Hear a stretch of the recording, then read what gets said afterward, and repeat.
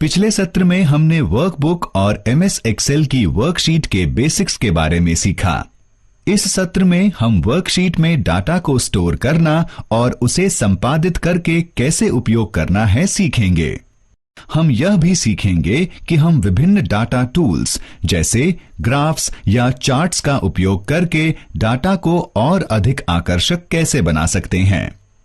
हम जानते हैं कि हम एमएस एक्सेल में वर्कशीट का प्रयोग डाटा को स्टोर करके रखने के लिए करते हैं।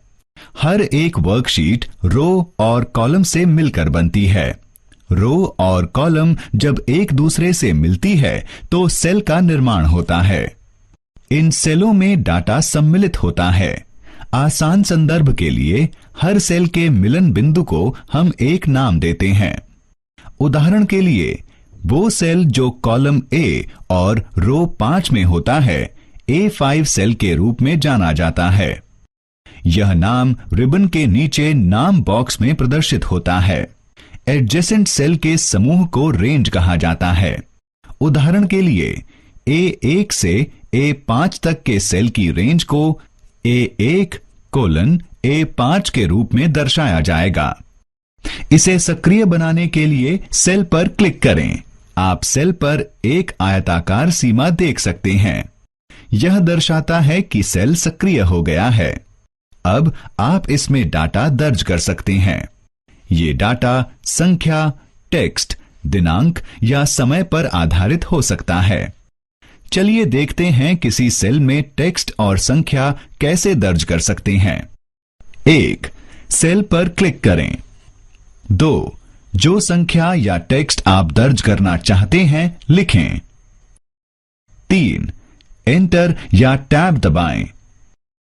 सेल में दिनांक दर्ज करने के लिए 1. सेल पर क्लिक करें। 2. स्लैश चिन्ह या तारीख के कुछ हिस्सों को अलग करने के लिए हाइफन का उपयोग कर दिनांक दर्ज करें।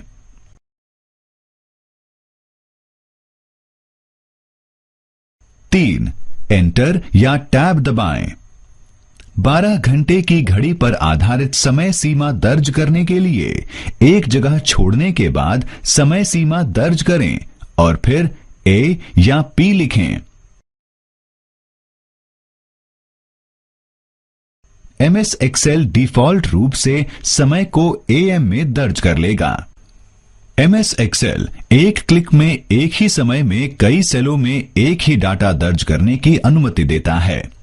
कई सेलों में एक ही डाटा दर्ज करने के लिए 1. जिन सेलों में आप एक ही डाटा दर्ज करना चाहते हैं उनका चयन करें। 2. सक्रिय सेल में डाटा लिखें। 3. CTRL जमा एंटर दबाएं। फिर हैंडल का उपयोग करके कई सेलों में आप एक ही डाटा दर्ज कर सकते हैं।